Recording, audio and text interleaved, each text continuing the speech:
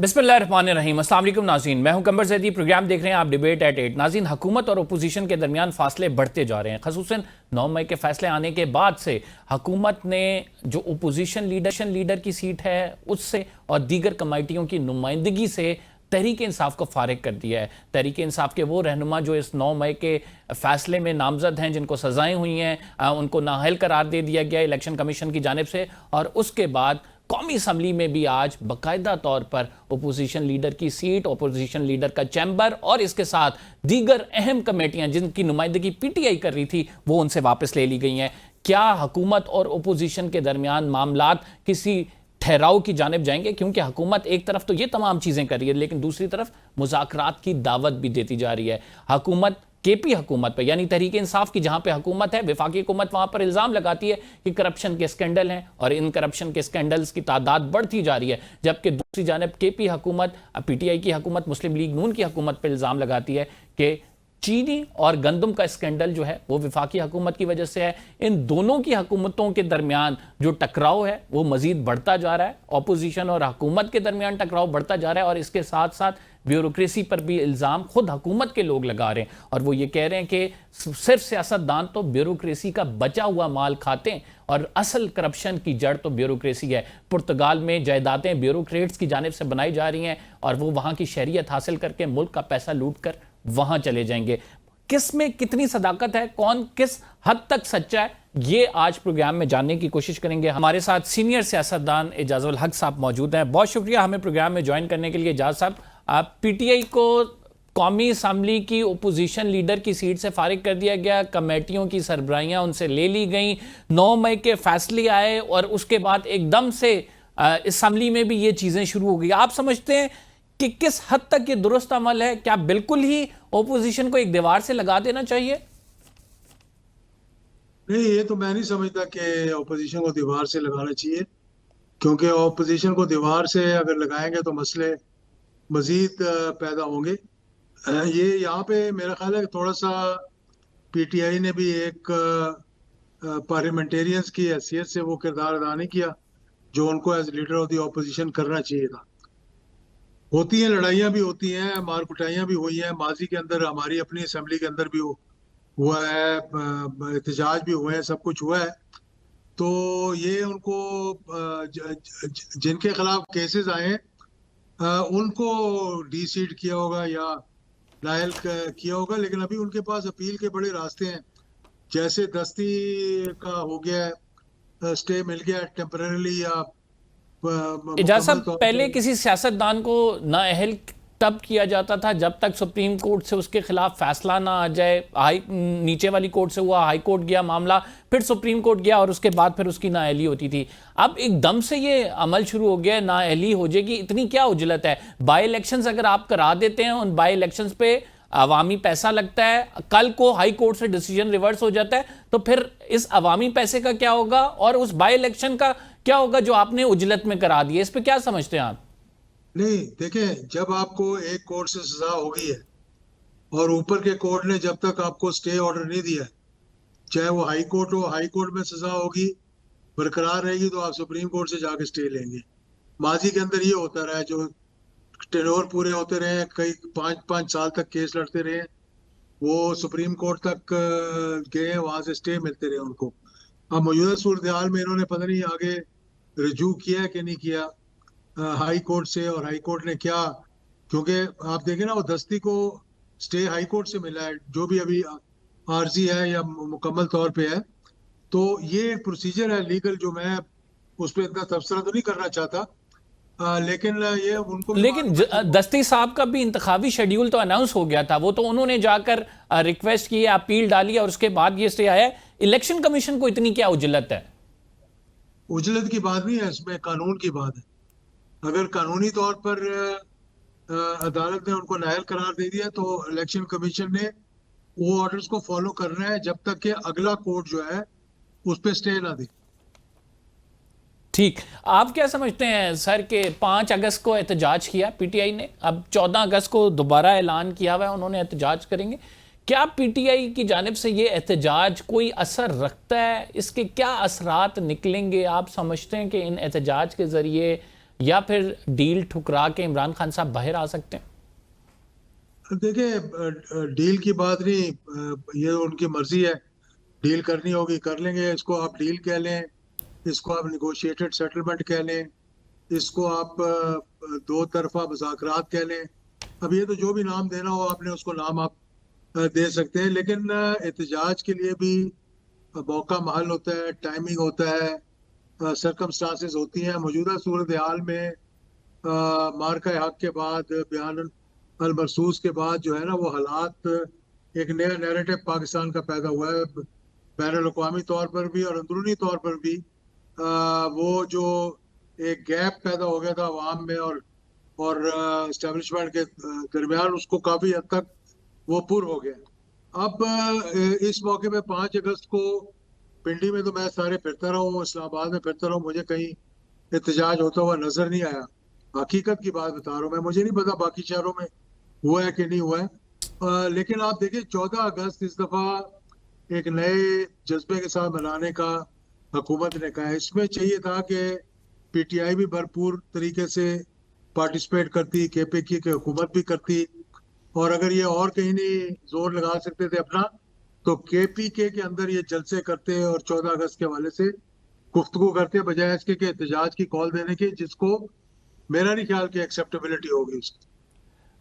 पिंडी के अंदर आप बात कर रहे हैं कि एहतजाज नहीं हुआ है, लाहौर के अंदर ये सूरत हाल देखने को आई, पंजाब में इस कदर जिस तवक्को की जा रही थी आवाम के निकलने की उतनी नहीं निकली। लेकिन फिर भी इमरान खान साहब कहते हैं कि बड़ा भरपूर एहतजाज हुआ है, बड़ा कामयाब हुआ है, पीटीआई इसकी दावेदार है। आप समझते हैं कि उनको ट्रू पिक्चर बताई जा रही है या फिर पीटीआई खुद को धोखा दे रही है ये तमाम चीजें करके? देखिए, खान साहब अंदर है, उनका एक्सेस लोगों तक है जो कि मिलने जाते हैं, लेकिन वो डर के मारे पूरी बात बताते नहीं है, पहली बात। दूसरी बात ये है कि उनका ट्विटर हैंडल से लेकर उनके बयानात जो है वो कोई और हैंडल कर रहे हैं। तो उनको ये भी नहीं मालूम कि मेरे ट्विटर पे कौन सी खबरें आ रही हैं, कौन सी नहीं आ रही। तो वो तो मेरा ख्याल है कि कोई और इस्तेमाल कर रहा है, और खान साहब के नाम को भी कोई और इस्तेमाल कर रहा है, और ये मामलात भी कोई और चला रहा है।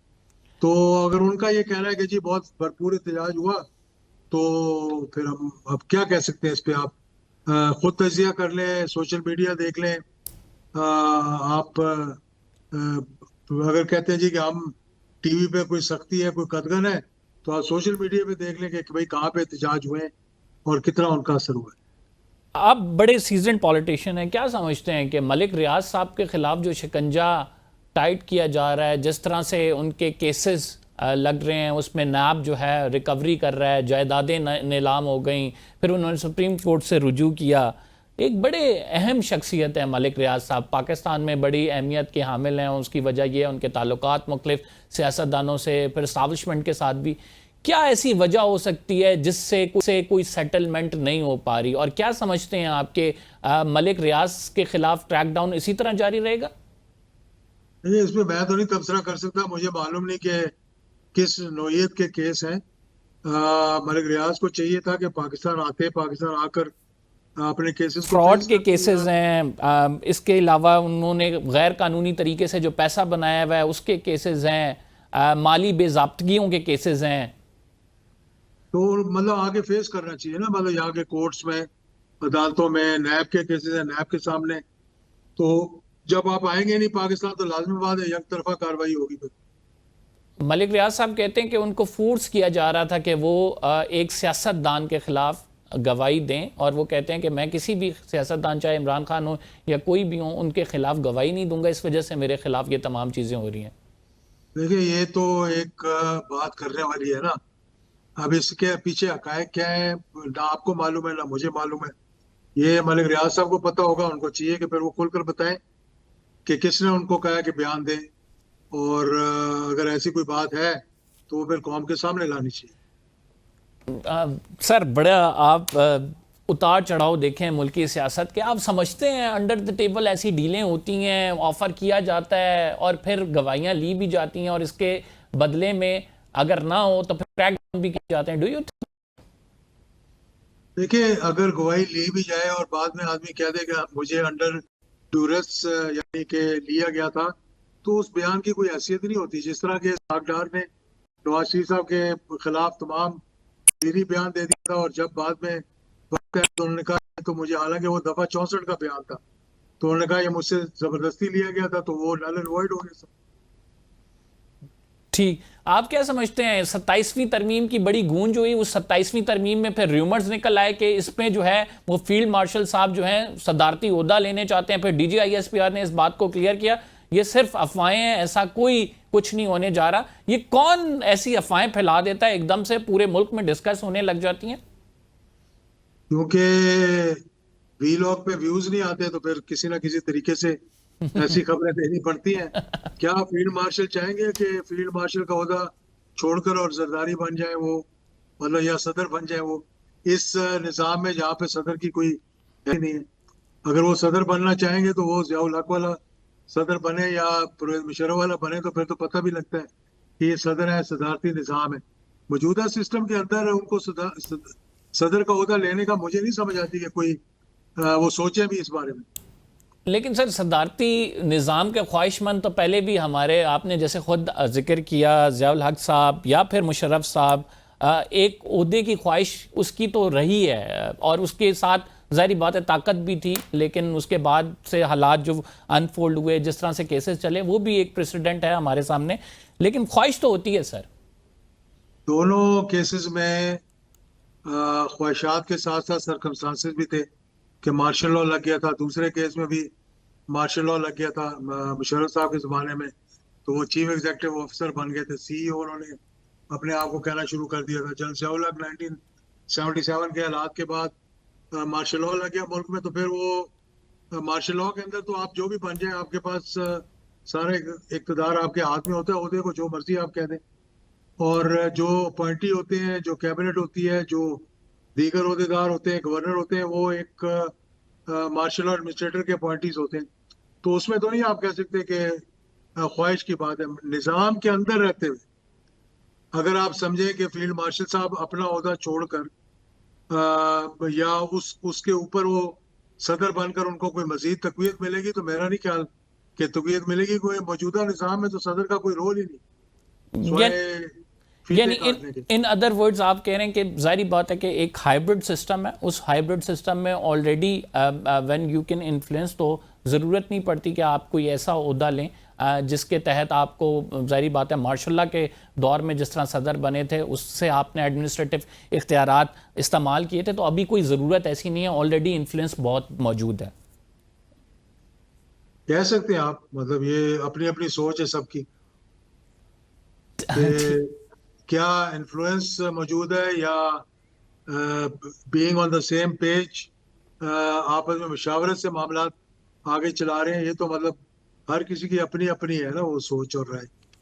बिल्कुल आप दुरुस्त फरमा रहे हैं, आपके सोचने का नुक्ता नज़र और है, मेरे सोचने का नुक्ता नज़र और है। बहुत शुक्रिया इजाज साहब, बड़ी ज़बरदस्त आपसे गुफ्तगू। नाज़रीन, हम प्रोग्राम में एक छोटा सा ब्रेक लेंगे, we will be right back after this short break, आप कहीं मत जाइएगा।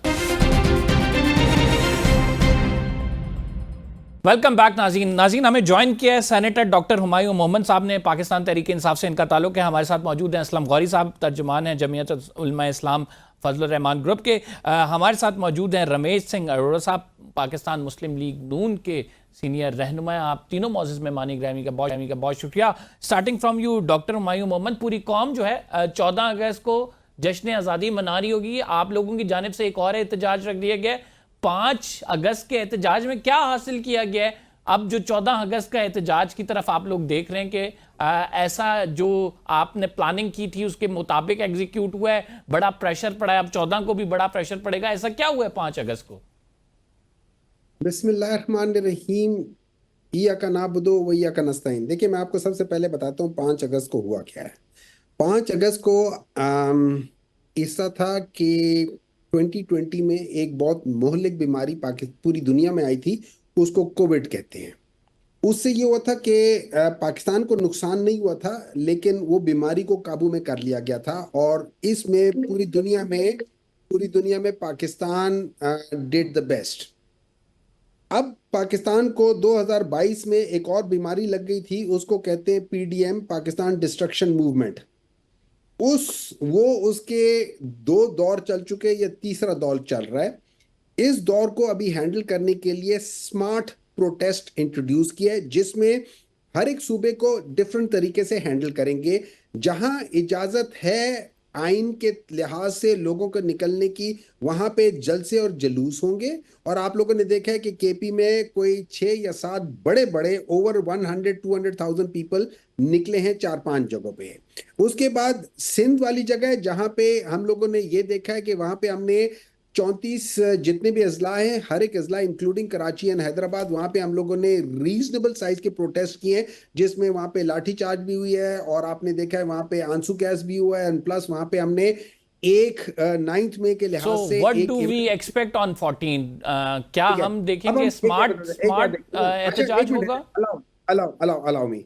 लेकिन जो सबसे बड़ा एहतजाज 5 अगस्त को हुआ था, वो हुआ था इस्लामाबाद के परेड ग्राउंड में, जहां पे 11 से लेके 17 साल के बच्चों को जमा किया था। और जब उनसे इंटरव्यू लिया गया था, जब उनसे कैमरामैन में जाके आप पूछा था कि आप लोग यहाँ पे क्यों हैं, तो हर एक बच्चे ने कहा था 5 अगस्त को इमरान खान को गलत तरीके से अरेस्ट किया गया था और हम चाहते हैं कि वो उसको रिहा किया जाए। ये सबसे बड़ा प्रोटेस्ट हुआ है पाकिस्तान की हिस्ट्री में।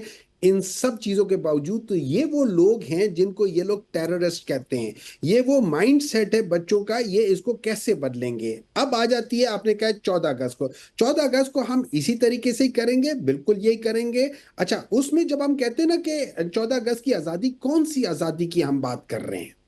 क्या पाकिस्तान में आजादी है? पाकिस्तान में आइन है? नहीं है। पाकिस्तान में कानून है? नहीं है। पाकिस्तान में जस्टिस है? नहीं है। पाकिस्तान में कि किसी लिहाज से आप लोग गलत तरीके से झूठे सब कुछ कर रहे हैं। और अभी तो हालात ये हो गई कि जो 26वीं तरमीम के बाद आपने जुडिशरी को टोटल डिपेंडेंट कर दिया है एग्जीक्यूटिव के। ये तो 3 जजेस से ज्यादा गंदी चीजें आ गई हैं। रमेश तो साहब अब वो आप कह रहे हैं कौन सी आजादी की बात करें? 14 अगस्त को अगर आप आजादी मनाने की बात करें, ना पाकिस्तान में कानूनी तौर पर आजादी है, ना ही अदालतें आजाद हैं, ना ही सही मानों में जमहूरियत बहाल है। कौन सी आजादी की बात करें? ना ही लोगों को उनके हकूक मिल रहे हैं।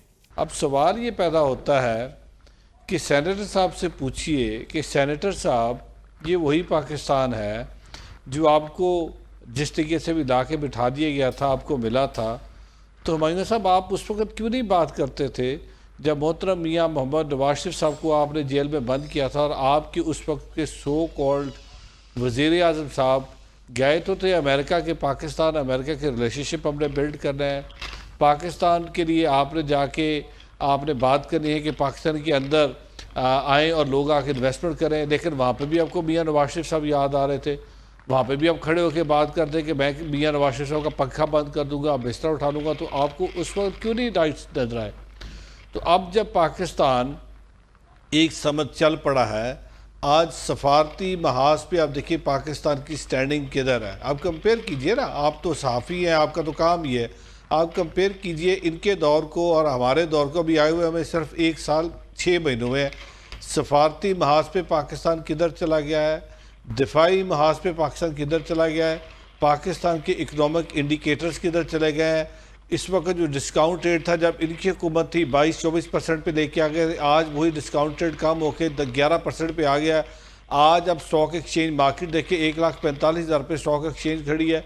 तो ये वो सारे फाइनेंशियल इंडिकेटर्स हैं जो ये बता रहे हैं कि Pakistan is going towards stability. अब मसला ये है कि जब हम पाकिस्तानी कौम को एक उम्मीद दे रहे हैं और रमेश साहब मैं यहाँ पे इंटरप्ट करूंगा। चीनी स्कैंडल अगर पीटीआई दौर में था तो आपके दौर में भी चीनी स्कैंडल बना है। गंदम का स्कैंडल अगर पीटीआई दौर में आप क्लेम करते हैं था तो आपके दौर में भी गंदम का स्कैंडल बना है। अगर आप कहते हैं कि ब्यूरोक्रेसी, आपके अपने वजीर ये कह रहे हैं कि ब्यूरोक्रेसी सारे जो पैसे हैं वो पुर्तगाल लगा रही है, वहां पे जायदादें खरीद रही है डुअल नेशनलिटी के लिए, तो आपकी गवर्नेंस पे भी सवालात उठते हैं और आपकी गवर्नेंस के हवाले से भी पीटीआई बातें करती है। ये दोनों तरफ से है। आप अगर सिर्फ पीटीआई पे इल्जाम डालेंगे, पीटीआई आप पर इल्जाम डालेगी। यहां पे आप लोगों को बिठाने का मकसद ये है कि जो हकीकत है वो आवाम तक पहुंच सके।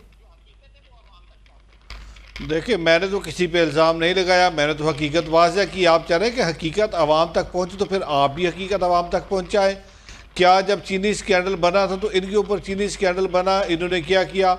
आटे का स्कैंडल बना, इन्होंने क्या किया? दवाइयों का स्कैंडल बना, क्या किया? एनर्जी का स्कैंडल बना, क्या किया? तो अभी तो ये सारी आपके स्टेटमेंट्स है ना कि फलाना चीनी का स्कैंडल बन गया, ढमकाना चीनी का स्कैंडल बन गया। भाई अगर कोई स्कैंडल हुआ तो certainly whosoever would be involved, आपको पता है ये मियाँ मोहम्मद नवाज शरीफ साहब की, मियाँ शहबाज शरीफ साहब की, और पंजाब के अंदर मोहतरमा मरीम नवाज शरीफ साहबा की हुकूमत है। इतने बड़े बड़े मेगा प्रोजेक्ट्स हमने किए हैं पिछले 1 साल 6 महीने के अंदर, चाहे वो हेल्थ है, चाहे वो सेहत तालीम है, चाहे वो मेरा अपना डिपार्टमेंट माइनॉरिटी अफेयर्स का है, चाहे वो ट्रांसपोर्ट है। आप मुझे बताएं कोई करप्शन का स्कैंडल आपके सामने आया है? अगर आया होता तो आप ही हमें ना बख्शते। सो इस वक्त अगर वज़ीर साहब ने बात की है तो वज़ीर साहब की बात अगर है तो उस पर अगर कोई चीज़ होगी तो सामने आ जाएगी। तो हर एक को अपना हक है बात करने का, आपको भी हक है, मुझे भी हक है। बट बात यह है कि आप इस वक्त ओवरऑल डिलीवरेंस की बात करें, जो मैंने कोई हवा में बात नहीं की। आज आपकी वो रेटिंग एजेंसीज जो पाकिस्तान की इकोनॉमी को देख के रेटिंग एजेंसीज रेट करती है, आज वो ये कह रही हैं, ये मैं ये कोई और नहीं कह रहा, आज डिफरेंट जो इकोनॉमिक सर्वेज हो रहे हैं वो इकोनॉमिक सर्विस पाकिस्तान को रेट करें कि पाकिस्तान के अंदर आप इस वक्त आए सरमायाकारी करें। इस वक्त बहुत सारा सरमायाकार पाकिस्तान आने को तैयार है। तो सवाल ये पैदा होता है, जब भी पाकिस्तान, मेरी बात सुन लीजिएगा जी जी, जब भी पाकिस्तान एक पॉजिटिव डायरेक्शन पे चलना शुरू होता है, एक समझ चलना शुरू होता है, तो क्यों इनके पेट में दर्द उठती है, क्यों इनको प्रॉब्लम शुरू हो जाती है, क्यों अंदरूनी तौर पे खलफशार का शिकार करते हैं पाकिस्तान को। और हमें पता है 3 दिन पहले ये मैंने बात की थी कि अब भारत जो है या वो कुव्वतें जिनके अपने वेस्टर्न इंटरेस्ट है, जब उनको ये पता लग गया कि अब पाकिस्तान को सफारती महाज पे फतह नसीब होने जा रही है, भारत आइसोलेशन में जा रहा है, इजराइल की पॉलिसी नाकाम हो रही है, तो अब इस वक्त क्या होएगा? अब पाकिस्तान के अंदर दोबारा आप अफरा तफरी लेके आएंगे, पाकिस्तान को दोबारा असलम गौरी साहब से इस पर कमेंट लेते हैं। असलम गौरी साहब, आप भी समझते हैं बड़ा मिसाली किस्म की हुकूमत हो रही है, खसूसन अगर सफारती महाज पे देखें पाकिस्तान को कामयाबी मिल रही है, अंदर डेमोक्रेसी की बात करें तो बड़ा ज़बरदस्त चल रहा है मुल्क, और फिर महंगाई की बात करें जिस तरह से रमेश साहब कह रहे हैं कि आपका जो इंटरेस्ट रेट है वो हम कम ले आए हैं, मुल्क दुरुस्त से चल पड़ा है, आप यही समझते हैं? बहुत शुक्रिया आपका जी। मैं समझता हूँ ये कहानियां हम सुनते आ रहे हैं, आज से नहीं सुनते आ रहे हैं, 1970 से सुनते आ रहे हैं जब से ये जमहूरी हुकूमतें बनी हैं। और आज तक, उस वक्त भी चीनी के बहरान थे, आज भी चीनी का बहरान है, उस वक्त भी महंगाई का रोना था, आज भी महंगाई का रोना है। और इस दौरान में सियासतदानों ने हुकूमतें बड़ी की हैं और एस्टेब्लिशमेंट ने भी हुकूमतें की हैं, लेकिन मामला हल नहीं हुए। हमने तो ये देखा कि रोटी कपड़ा और मकान के बाद अभी ये कहा गया कि 200 यूनिट फ्री देंगे इलेक्शन के वक्त, इसी इलेक्शन में, तो वो भी नहीं मिले लोगों को। फिर ये भी कहा गया कि जी कर्ज उतारो मुल्क संवारो, और आज तक कर्ज और मुल्क का नहीं उतरा। तो मैं समझता हूँ कि सियासतदानों की जो अपनी गलतियां हमें तस्लीम करनी चाहिए, हम अपनी गलतियों पे पर्दा न डालें। और कब तक इस तरह, अब सोशल मीडिया का दौर, अब चीजें नहीं छुपती हैं। मुल्क की टेक्सटाइल मिलें बंद पड़ी हुई हैं, आपके इल्म में होना चाहिए। वहां पर कितने हजारों लोग बेरोजगार हैं, ये भी आपके इल्म में होना चाहिए। वो आप पिछली दफा आपने कॉटन पॉलिसी क्या बनाई थी कि मुल्क में कॉटन ही नहीं थी, बाहर से आप कॉटन इंपोर्ट कर रहे थे, मुल्क एक्सपोर्ट कर रहा था वो इंपोर्ट कर रहा था। चीनी आपकी सारी शुगर मिलें आपकी हैं, आप किसको ब्लेम करेंगे? आपकी ही शुगर मिले हैं, फिर आप किसी और को ब्लेम कैसे कर सकते हैं? आप इसका मतलब आप कंट्रोल नहीं कर रहे हैं। जहाँ तरह का आपने बात की ख्वाजा आसफ साहब की, तो ख्वाजा आसफ साहब की मैं समझता हूँ कि हैरानकुन बात की उन्होंने की है। हमने तो बड़ा कुछ देखा है, हमने तो छोटी सी उम्र में बहुत कुछ जानते हैं। हमें याद है कि राणा फूल मोहम्मद खान जैसा आदमी एक अनपढ़ वजीर था पंजाब का, और तारीखी आदमी था, और उसने कभी एस्टेब्लिशमेंट को बोलने नहीं दिया अपने सामने। हमने तो ये भी देखा है कि जब हम कमजोर हुए तो एक आदमी ब्यूरोक्रेट उठता है, सॉरी वो ब्यूरोक्रेट था, ब्यूरोक्रेट कहा था पहले मैंने, तो जो एक ब्यूरोक्रेट उठता है सदर पाकिस्तान बन जाता है इसाक खान की शक्ल में, जब हम सियासतदान कमजोर होते हैं। फिर हमने तो ये भी देखा, सुना, पढ़ा है किताबों में कि मुफ्ती महमूद जब वजू करके वज़ीर आला की हैसियत से जानमाज पे आते थे, तो उनसे पहले उनकी ब्यूरोक्रेसी वजू करके पहली साफ पे खड़ी होती थी। तो ये तो कंट्रोल हमारा सियासतदानों का है। अगर ये बिल्कुल आप दुरुस्त बात कर रहे हैं कि सियासतदानों ने कंट्रोल करना है। हम असलम साहब एक छोटा सा ब्रेक ले रहे हैं, we back after the short break. गुफ्तगू का सिलसिला जारी रहेगा। क्या पीटीआई ने अपनी पॉलिटिकल स्पेस लूज किया, बाय इलेक्शंस में जाना चाहिए या नहीं? बैरिस्टर गौर कहते हैं हम जाएंगे, इमरान खान साहब से बात करेंगे, लेकिन इमरान खान साहब नहीं मान रहे। इस पर बात करते हैं एक छोटे से ब्रेक के बाद। वेलकम बैक नाज़रीन। सेनेटर हुमायूं मोहम्मद से पूछेंगे कि क्या 9 मई के बाय इलेक्शंस पे जो बायकॉट किया है, 9 मई का बाय इलेक्शंस होगा। बाय इलेक्शंस की एक तारीख है कि हमेशा से ज़्यादातर यही होता है कि हुकूमत जीतती आती है और जिसकी सेंट्रल में हुकूमत होती है वो हल्का भी जीत जाती है। लेकिन इसमें एक चीज़ होती है कि पॉलिटिकल स्पेस क्रिएट होती है, आप पॉलिटिकल एक्टिविटी कर सकते हैं। डू यू थिंक हुमायूं साहब ये आपका डिसीजन बिल्कुल दुरुस्त है कि आप बायकॉट कर रहे हैं, आप नहीं जा रहे इलेक्शंस में? क्या आप अपने पैर पे खुद ही तो नहीं कुल्हाड़ी मार रहे?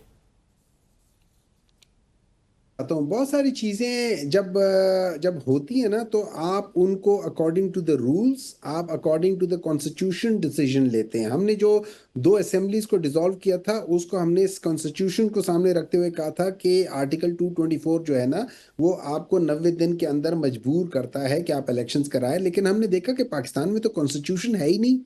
फिर हमने देखा कि जनरल इलेक्शन में कॉन्स्टिट्यूशन है ही नहीं। फिर हमने ये देखा कि जो चीफ जस्टिस साहब थे, जब उन्होंने बल्ले का निशान ले लिया तो इलेक्शन कमीशन ने उसकी वजह से पता नहीं किस लिहाज से पाकिस्तान तहरीक इंसाफ को एज अ पार्टी नहीं समझा और उनको इंडिपेंडेंट कर दिया। आप किस कॉन्स्टिट्यूशन की बात कर रहे हैं? आप किस आजादी की बात कर रहे हैं? पाकिस्तान में वही वाली बात आपके है। अपने कॉन्स्टिट्यूशन के तहत जो इंट्रा पार्टी इंतखाबात बनते थे वो भी तो नहीं कराए ना आप? अपने अपना कॉन्स्टिट्यूशन भी तो फॉलो नहीं। सुन लेना, वो हमारा कॉन्स्टिट्यूशन है, हमें उसकी सजा मिल गई, हमसे बल्ले का निशान हट गया, वो हमें सजा मिल गई उसकी। लेकिन उसका ये मतलब नहीं था कि आप पाकिस्तान तहरीक इंसाफ को एज अ पॉलिटिकल पार्टी ही खत्म कर दो। वो तो आप कर नहीं सकते, ये कॉन्स्टिट्यूशन के खिलाफ है। मेरा अपना कॉन्स्टिट्यूशन, पार्टी का कॉन्स्टिट्यूशन और पाकिस्तान के कॉन्स्टिट्यूशन में आप भाई एक मेरे स्टेप बैक चले जाए ना, एस्टैब्लिशमेंट से बात कर लें, एक स्टेप पीछे हट जाए, 9 मई पे माफी मांग लें, सारे मामला ठीक हो जाएंगे। एक मिनट है, देखिए, अगर मैंने 9 मई मैंने खुद किया हो, मैं माफी मांग लूं, हमारा काम क्या? हम यही तो कह रहे हैं कि 9 मई हमने नहीं किया, उसके सारे ले आए। देखिए, इनके पास जो विटनेसेस हैं वो 3 बंदे जो हर जगह पहुंचे हुए हैं, वो 3 बंदे वो हैं कि जो 13 बंदों की कमेटी, जो कि हाईएस्ट मोस्ट लेवल की कमेटी बैठी हुई है, उसमें वो भेस बदल के बैठ गए। आप बताएं, आपके चैनल के टॉप के 13 बंदे बैठे हो, उनमें मैं भेस बदल के बैठ जाऊं, आप मुझे पहचान लोगों कि मैं आप लोगों में से हूं या नहीं हूं? खुदा का खौफ करो। तो कहते हो कि आप लोग किस किस्म की जजमेंट्स आ रही हैं? अच्छा, उसी एक जजमेंट के अंदर उसी एक गवाह कहता है कि इसके अंदर शाह महमूद कुरैशी था और जज कहता है नहीं था, तो जज ने तो उस गवाह को खुद ही उसका सत्यानाश कर दिया है। फिर उसी के अंदर एक को, मतलब जब उसकी एक गवाही में एक बंदा गलत आ जाए तो सर जी, जो मुझे what do you think, what is the way out then? आप कहते हैं कि नहीं, चलें ठीक है। अभी एक मिनट है जाए, अभी मैं आपको बताता हूं। अभी रमेश साहब कह रहे थे कि इनके वो है। मुझे एक बात बताएं, ये हमने कुछ दिनों पहले सुना था कि जो ऑडिट रिपोर्ट में कोई 10 खरब रुपए का कोई मसला था किसी सूबे में। किस सूबे में मसला था 10 खरब का? पंजाब में था ना? पंजाब में। हाँ, पंजाब में कौन है? पंजाब में मेरे ख्याल में पीटीआई वालों की हुकूमत होगी, तभी वहां पे 10 खरब का मसला आया है। अच्छा, उसके बाद आ जाते हैं, ये चीनी की बात करते हैं। देखिए, चीनी की बात करते हैं, पाकिस्तान तहरीक इंसाफ के जमाने में आया था, हमने एक इंडिपेंडेंट कमीशन बिठाया, उसकी रिपोर्ट में हमारे अपने बंदे खफा हो गए। आज वो आपके साथ बैठे हुए सारे के सारे चीनी दान इकट्ठे बैठ गए हैं, उन्होंने सत्यानाश मार दिया मुल्क, और इसमें कोई कमिशन नहीं बिठा रहे। जी रमेश साहब से पूछ लेते हैं। रमेश साहब, अभी जो चीनी का स्कैंडल आया है, इस पे आप भी तहकीकात करके अपने बंदों को इसी तरह फारिग करेंगे? जहांगीर तरीन को फारिग किया गया था जब पिछली तहकीकात हुई थी। इस पे देखिए, आपने वज़ीर आज़म साहब की स्टेटमेंट आ चुकी है, हम इसको प्रॉपर इन्वेस्टिगेट करेंगे, तहकीकात करेंगे, जो भी इस पे गिल्टी होगा उसको अकॉर्डिंगली सजा मिल जाएगी। तो वज़ीर आज़म साहब ने कह दिया इस पे, जब एक बात हाईएस्ट फोरम से आ गई तो मेरा ख्याल है कि इस पे फिर दोबारा बात बनती नहीं है। जब बात इस तरह नहीं होती भाई मेरे, ये आप एक मुल्क के अंदर बैठे हैं, जमहूरी मुल्क है, इसमें पार्टी की हुकूमत है, हमारी पाकिस्तान मुस्लिम लीग नून की, आए बैठे, हम चाहते हैं, हमने हमेशा आपको ऑफर दी कि आए पार्लियामेंट के अंदर बैठिए। आपको लोग वोट दे के पार्लियामेंट में भेजते हैं। पार्लियामेंट एक मुकद्दस ऐवान है मेरे लिए। पार्लियामेंट की इज्जत, पार्लियामेंट की तकरीम सबसे पहले है। सर, वो पार्लियामेंट से भी आप इनको निकाल रहे हैं ना। आज ओपोजिशन लीडर की सीट छीन ली गई, कमेटियों की नुमाइंदगी छीन ली गई, तो वो बेचारे कहाँ बैठे फिर आपके साथ? खैर, अब मैं असलम साहब से कोर्ट में जाए ना, कोर्ट में केस था, कोर्ट में जाए। असलम गौरी साहब, मुझे ये बताए, असलम गौरी साहब, ये बाई इलेक्शंस आ रहे हैं, ये बाई इलेक्शंस में आप किसका साथ देंगे? क्या हुकूमत दावे कर रही है कि शायद आप उन लोगों के साथ हों? राना सनाउल्लाह साहब की जानिब से भी दावा किया गया है। आप खड़े किस तरफ हैं समझ नहीं आती। कभी आप हमें नजर आते हैं केपी में तहरीक इंसाफ के मुखालिफ, जारी बात है वहां पे आपका एक कॉन्फ्लिक्ट ऑफ इंटरेस्ट है। विफाक की सियासत की बात की जाए तो मौलाना फजलुर रहमान साहब ओपोजिशन में और तहरीक इंसाफ का साथ भी देते नजर आते हैं। तो लोग कंफ्यूज हैं, आप खड़े किस तरफ हैं? देखें, हम वहां भी अपोजिशन के साथ खड़े हैं, हम यहाँ भी अपोजिशन के साथ खड़े हैं। वहां पीटीआई की हुकूमत है तो हम अपोजिशन के साथ खड़े हैं, और यहाँ अगर हाँ मुस्लिम लीग की हुकूमत है तो हम अपोजिशन के साथ खड़े हैं। ये लहरा बात है कि अपोजिशन जो किसी और को अपने अलावा अपोजिशन समझती नहीं। अपोजिशन को जब जरूरत होती है उस वक्त तो हम जो है बहुत ही प्यारे होते हैं, और हमारी दाल भी उनको देसी मुर्गे नजर आती है, उस वक्त तो बड़े अच्छे लगते हैं। लेकिन जब इनको हमारी जरूरत नहीं आती तो फिर सारा मलबा हम पे डाल देते हैं, फिर हमें अपोजिशन समझते नहीं है। आज तक मेरा ख्याल अपोजिशन लीडर ने किसी भी सतह पे हमसे कभी कोई मशवरा नहीं किया, ना सेनेट में ना कौमी असम्बली में, लेकिन हम अपोजिशन में हैं। 26वीं तरमीम पे जब इनको हमारी जरूरत थी, इनको कोई पूछ ही नहीं रहा था, और इनके अपने बंदे हाईजैक हो गए, तो उस वक्त हम तो बहुत ही प्यारे लग रहे थे, रात दिन हमारे दरवाजे पे आते थे। उमाइया साहब, गौर साहब कहते हैं कि हम खान साहब को कायल करने की कोशिश कर रहे हैं, तो सर क्या पार्टी में क्या राय है? क्या आप समझते हैं कि इलेक्शन लड़ना चाहिए? देखिए, इस तरह है कि दो चीज़ें हैं। मैं बाज़ दफ़ा मैंने आपको कहा है, बाज़ दफ़ा इलेक्शन ना लड़ना इलेक्शन लड़ने से बेहतर होता है, क्योंकि जब आपको पता है कि अगले वाले लोग, जैसे ये कहते हैं ना कि अवाम ने वोट, जिनको लोगों ने वोट ही नहीं दिया वो लोग आज बैठे हुए हैं 17 सीटों के साथ, उनको सारी सीटें मिल गई हैं। अगर इस किस्म के इलेक्शंस हो गए तो बेहतर है आप उसमें हिस्सा ना लें। लेकिन अब ये याद रखना कि इसके हर एक चीज़ के प्रोज एंड कॉन्स होते हैं। चूंकि इमरान खान की एक स्टेटमेंट आई है, वी स्टैंड बाय हिम, लेकिन हम ये समझते हैं चूंकि हमारी उनके साथ एक पॉलिटिकल मीटिंग नहीं हुई जिनमें हमारी पॉलिटिकल लीडरशिप ने उनके साथ प्रोज एंड कॉन डिस्कस नहीं किया, तो हम एक अपॉर्चुनिटी लेना चाहते हैं कि उनके साथ डिस्कस कर लें कि खान साहब आपने ये फैसला किया सर आंखों पे, ये प्लस और ये माइनस है। इसके बाद अगर वो दोबारा अपने उस बात पे कायम रहेंगे तो हम नहीं जाएंगे। अगर वो अपना फैसला मींस पार्टी वांट्स के वो इलेक्शन में जाए। नहीं, party wants to discuss something. It is a discussion. Political system is about discussing things with your party and with the other parties. तो ये सारी चीजें एक पॉलिटिकल है, और ये लोग जो फाशिस्ट लोग हैं ये हमें उस जगह पे मिलने नहीं। लेकिन मैं एक बात करना चाहता हूं, मेरा जो असल JUI के साथ जो मेरा जाती तौर पे वो है, देखें JUI जमाते उलमा इस्लाम, ये एक उलमाओं की जमात है। इनके जो हेड हैं मौलाना फजल रहमान, ये हनफी के नीचे जो देवबंदी है जो कि पाकिस्तान में सबसे बड़ा एक वो आ जाता है, उनके ये पेशमाम है, तो ये सबसे बड़ी टोपी पहन के पहनते हैं। अब मेरा जो इनके साथ एक वो है, मैं सवाल करता हूं कि अगर एक आप पेशवा हैं एक सेक्ट के, बहुत बड़ा सेक्ट है, और आपके सामने ये आता है कि ये जो रिजर्व सीट्स थी ये गलत तरीके से डिस्ट्रीब्यूट हुई है, जो आप लोग खुद कहते हो गलत है, जब आपको पता है ये गलत डिस्ट्रीब्यूट हो रहा है और आप फिर कहते हो कि ये गलत डिस्ट्रीब्यूट हो रहा है, लेकिन जस्ट बिकॉज ये डिस्ट्रीब्यूट हो रहा है तो हम ये ले लेते, तो क्या आपकी वो उस मनसब पे बैठ के आपको पता है एक चीज गलत हो रही है, आप उस गलत चीज का हिस्सा बन सकते हो? ठीक है, मैं ये असलम साहब से पूछ लेता हूं, हमारे पास 2 मिनट रह गए हैं। रमेश साहब से इसका आंसर। जी रमेश, पहले मैं रमेश साहब की जाने बढ़ूंगा, फिर आपसे आंसर ले लूं। रमेश साहब, ये जो सारी बातें कर रहे हैं कि सीटें बांटी गई, आप लोगों ने भी ले ली, फैसले भी आ गए, 26वीं आईनी तरमीम के बाद आइन भी मुअत्तल है, कहीं ना कहीं इनकी बातों में कुछ ना कुछ सदाकत नजर आती है, क्या कहेंगे आप सर? सदाकत क्या नज़र आती है? जिस पार्टी की आप बात कर रहे हैं, this is not a political party, ये वन मैन शो है। और अभी हुमायूं साहब ने खुद कंफर्म कर दिया, उसको कन्फेस कर लिया कि हम खान साहब के पास जाएंगे, खान साहब के सामने केस रखेंगे, फिर वो जो फैसला करे। तो कौन सी पोलिटिकल पार्टी है जिसपे वन मैन शो है? खान साहब कहेंगे दिन है, ये सब हाथ बांधे कहेंगे हाँ जी दिन है, वो कहेंगे रात है, ये सब हाथ बांधे कहेंगे रात है। आज उसी खान के साथ मुस्लिम लीग नून में भी यही होता है, नवाज शरीफ साहब या शहबाज शरीफ साहब कहते हैं जो वही होता है। पार्टी को नहीं, मुस्लिम लीग नून बड़ी एक डेमोक्रेटिक जमात है। मुस्लिम लीग नून के अंदर सर ख्वाजा साद रफीक साहब हमेशा ये शिकवा करते रहे कि बड़ी सीट से कोई नहीं आता। अब आप मुझसे मेरा मौकफ ले रहे हैं या मुझे टोक रहे हैं? या तो मुझसे मेरा मौकफ ले ले या आप अपनी बात कर रहे हैं। मुझसे मेरा मौकफ ले ले, बाकी ने अपना मौकफ दिया, मेरा ये मौकफ सुन ले, आपको पसंद आए ना पसंद है, आपका हक है, ये मेरा हक है कि मैं अपनी बात जी सर आप दें। तो अब मेरा सवाल ये है कि अब इस जमात, आज ये जो जमात खड़ी आइसोलेशन में, ये इनका अपना किया धरा है। हम बार बार कह रहे थे कि इस प्रोसेस से अब क्यों निकल रहे हैं, आए पॉलिटिकल प्रोसेस के अंदर आप आए। खुद इन्होंने जब लिस्टें प्रोवाइड नहीं की, खुद इनका किया धरा, और आज ये भुगत रहे हैं।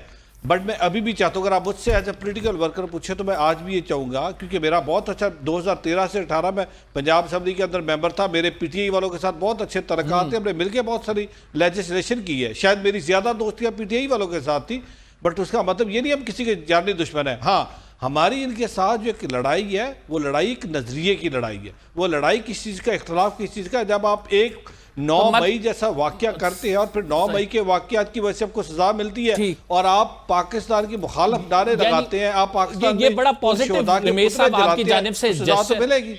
जेस्चर है, बड़ा पॉजिटिव जेस्चर है कि आप कह रहे हैं आए बैठें बात करें और मामलात को रिजॉल्व करते हैं। हमारा नजरियाती तौर पर इख्तलाफ है, कोई आपस में एक दूसरे की दुश्मनी नहीं है, बड़ा पॉजिटिव जेस्चर है। मैं आखिर में असलम गौरी साहब से आंसर सिर्फ एक लूंगा।